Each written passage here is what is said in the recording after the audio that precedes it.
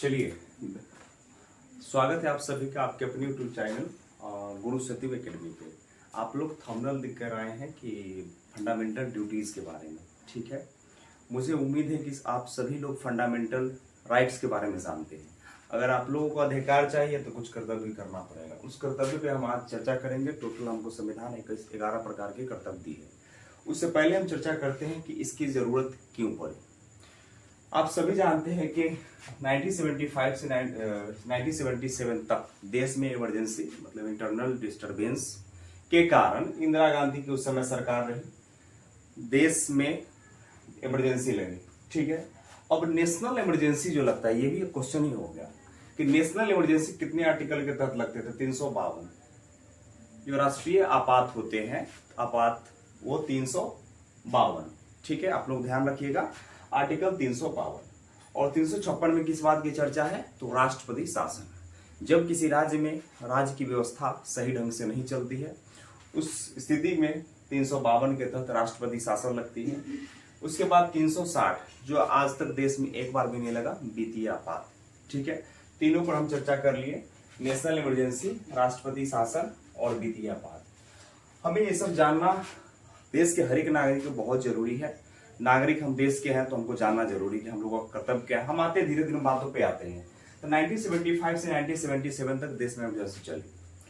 लोग को उस समय 1950 में जब हमारा संविधान लागू हो गया 26 जनवरी 1950 को, उसमें मौलिक अधिकार रहा। बट उसमें जब हमारे देश में जब नेशनल डिस्टर्बेंस इंटरनल डिस्टर्बेंस रहा, इमरजेंसी लगी, उस समय लोगों में अनुशासन की, डिसिप्लिन, ये सब चीजों की कमी रही, जिस कारण से 1976 में एक कमेटी का निर्माण किया गया। उस कमेटी का जो अध्यक्ष बने वो सरदार स्वर्ण सिंह बने और कमेटी का नाम रखा गया स्वर्ण सिंह समिति। स्वर्ण सिंह समिति ने कुछ सुझाव दिए। वो सुझाव दिए 8 प्रकार के मौलिक कर्तव्य। लेकिन 8 प्रकार के मौलिक कर्तव्य के सुझाव दिए कौन? सरदार सिंह, ठीक है। लेकिन 42वां संविधान संशोधन 1976, जिसमें 10 तरह के मौलिक अधिकारों के बारे में बात किया गया और देश हमारे संविधान में 10 तरह के मौलिक अधिकार लगे 42वां संविधान संशोधन 1976 के संशोधन के बाद, ठीक है। अब उसके बाद हम आते हैं कि 76 के बाद 10 मौलिक कर्तव्य लगा। उसके बाद लास्ट में जो भी मतलब रिसेंटली 2002 में लगा है 86वां संविधान संशोधन हुआ 2002 में। इसमें 11वां जो मूल कर्तव्य हम लोगों का है वो जोड़ा गया। तो 11वां मूल कर्तव्य जो हमें 51 के A के में पढ़ना है, बच्चों का शिक्षा और सुनिश्चित करना, यानी कि 6 से 14 वर्ष के बच्चों को शिक्षा का अवसर उपलब्ध कराना है, हर बच्चों को। जैसे कि आर्टिकल 21 के A में चर्चा है कि निःशुल्क और अनिवार्य शिक्षा जो 6 से 14 साल के बच्चों को कराना है। हम आते हैं धीरे धीरे सारी बातों पे हम आते हैं। अब हम जब देखते हैं कि मूल कर्तव्य जो हमारा है, तो अगर सपोज कीजिए कि कोई व्यक्ति मूल कर्तव्य को पालन नहीं करता है, ठीक है, जैसे पर्यावरण बचाना हो या फिर कुछ भी करना हो या फिर तो उसको मतलब डायरेक्ट हम मूल कर्तव्य के तहत हम लोग उस पर FIR दर्ज नहीं करवा सकते। जैसे हम आपको एक बात क्यों नहीं करवा सकते, क्योंकि मूल कर्तव्य जो है वो नॉन जुडिशिएबल है, ठीक है ना। जुडिशिएबल है, नॉन जुडिशिएबल है, और इसको मतलब सीधे हम लोग न्यायालय में मामला दर्ज नहीं करवा सकते। तो इसे मामला दर्ज, इसके लिए हमारा संसद नियम बनाते हैं। जैसे देखिए, पर्यावरण संरक्षण अधिनियम 1986, अगर कोई नदी में मतलब कहीं भी हमारे पर्यावरण की नष्ट हो रहा है, कोई व्यक्ति पर्यावरण को मतलब बर्बाद कर रहा है, तो उसको मतलब मूल कर्तव्य के अनुच्छेद के तहत नहीं, हम पर्यावरण संरक्षण अधिनियम के तहत 1986 जो हमें कुछ रूल बनाकर दी है, उसके तहत उसमें मामला दर्ज करवा सकते हैं। या फिर कोई व्यक्ति सपोज कीजिए कि हमारे राष्ट्रीय ध्वज या फिर राष्ट्रगान को अपमान करता है, उस स्थिति में हम लोग 51 के A के तहत नहीं, बल्कि हम लोग prevention of insult national honours act 1971 के तहत हम लोग उस पर मामला दर्ज करवा सकते हैं। तो इसलिए हम कहते हैं कि हमारे मतलब मूल ये सब जो हुआ, इसके तहत हम लोग, जो व्यक्ति अगर मूल कर्तव्य का फॉलो नहीं करेगा, पालन नहीं करेगा, उसको लिए अलग प्रावधान किया गया है। हम लोग डायरेक्ट इसके तहत न्यायालय में नहीं जा सकते हैं, ठीक है। चलिए, अब हम देखते हैं कि यहाँ तक तुम पहुंच गए। मूल कर्तव्य जो है उसकी चर्चा है 51 के में A to K तक, A से K तक। और इसे लिया कहां से गया था? सोवियत संघ, जिसे हम लोग यूएसएसआर या फिर इसे अब हम रूस के संविधान से कह सकते हैं।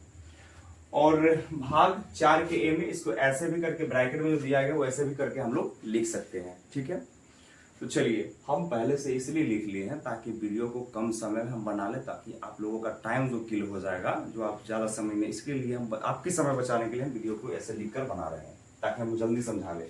ठीक है, यहाँ तक हम लोगों की बात हो गई। अब हम आते हैं अपनी बातों पे, इस पे 11 मूल कर्तव्यों की चर्चा करते हैं। ठीक है, पहला जो है वो संविधान का सम्मान करना। देखिए ये चारों जो 11 बातें हैं वो भारत के हर एक नागरिक को जानना जरूरी है। और पॉलिटी ऐसी चीज है जिसके तहत ही अभी वर्तमान में देख सकते हैं कि देश में हर एक नीति निर्देश जो भी डिसाइड होता है पॉलिटी के अकॉर्डिंग ही होता है।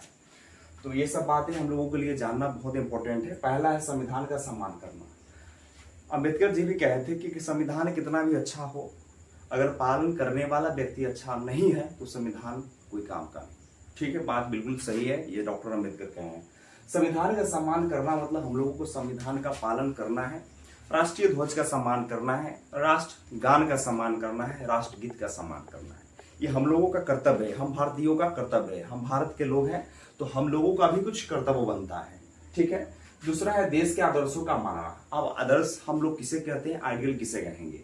हमारे लिए जो व्यक्ति आजादी की लड़ाई में शहीद है वो सारे व्यक्ति हम लोगों के लिए आदर्श हैं। हम लोग उनको दिल में संजो कर रखेंगे, उनको अपना कर रखेंगे, उनका कभी अपमान नहीं होने देंगे। तो सभी लोगों को ये सब काम करना है। ये बातें किसी विशेष व्यक्ति के लिए नहीं है, भारत के जितने भी नागरिक हैं वो सभी के लिए। अगला है देश की एकता बचाना। एकता आप लोग भी जानते हैं कि एकता यानी कि यूनिटी, इसको अंग्रेजी में हम लोग जानते हैं यूनिटी के नाम से।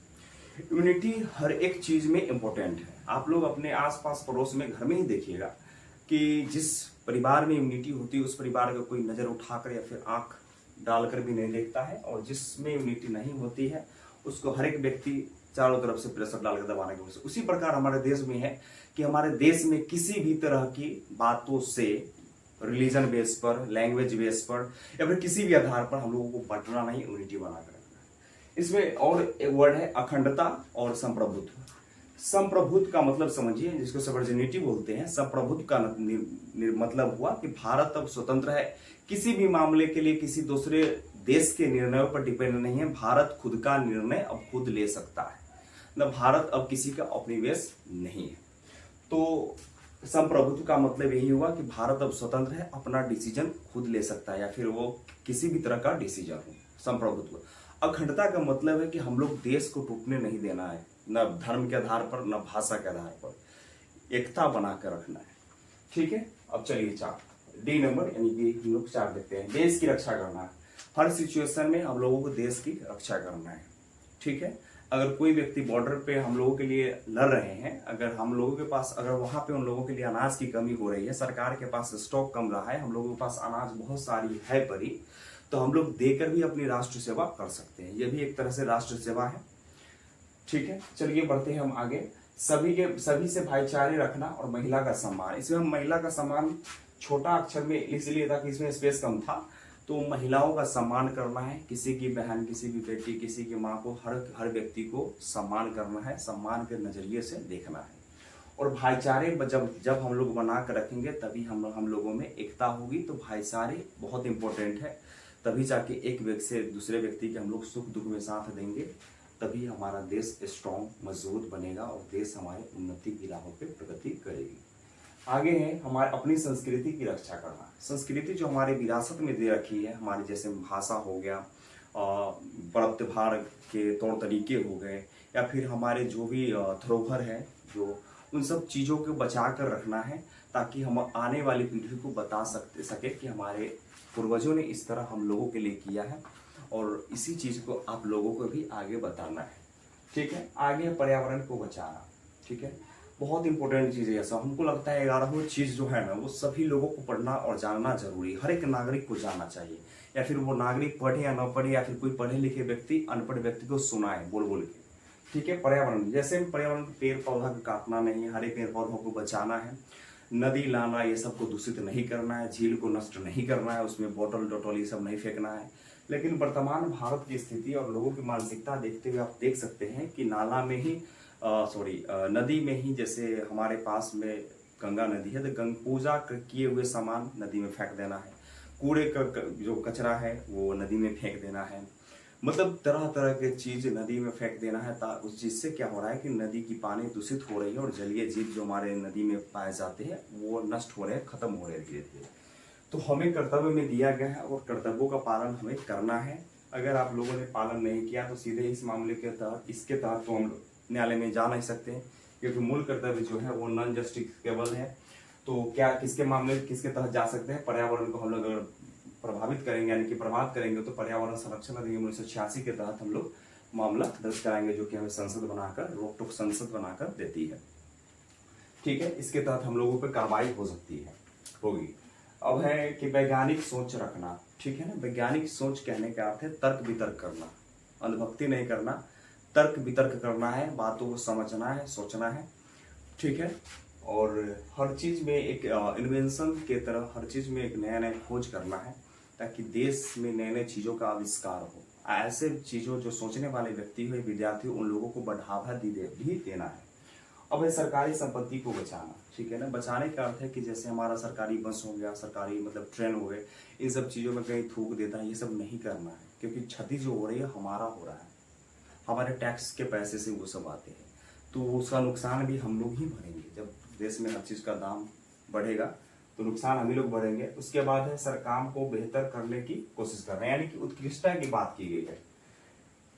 जे में यानी कि 10 में उत्कृष्टता की बात की गई है। अगर कोई व्यक्ति के अंदर उत्कृष्टता लाना चाहते हैं, अगर कोई काम में बेहतर करना चाहते हैं, तो उसको प्रेरित करना है, उसको बढ़ावा देना है, उसको हर चीज बताना है, सही मार्गदर्शन देना है, जिससे क्या होगा ना कि हमारा देश सही राह में चल पड़ेगा और विकास होगा देश का।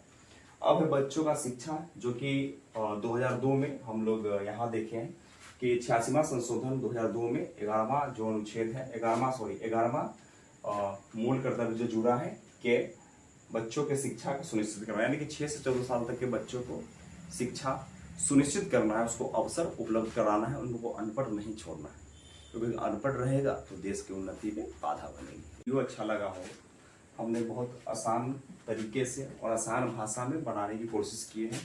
अगर आप लोगों को वीडियो अच्छा लगा हो तो हमारे चैनल को सब्सक्राइब करें, वीडियो को लाइक करें और ज़्यादा से ज़्यादा शेयर करें।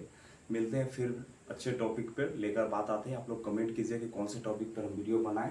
तब तक के लिए जय हिंद, जय भारत।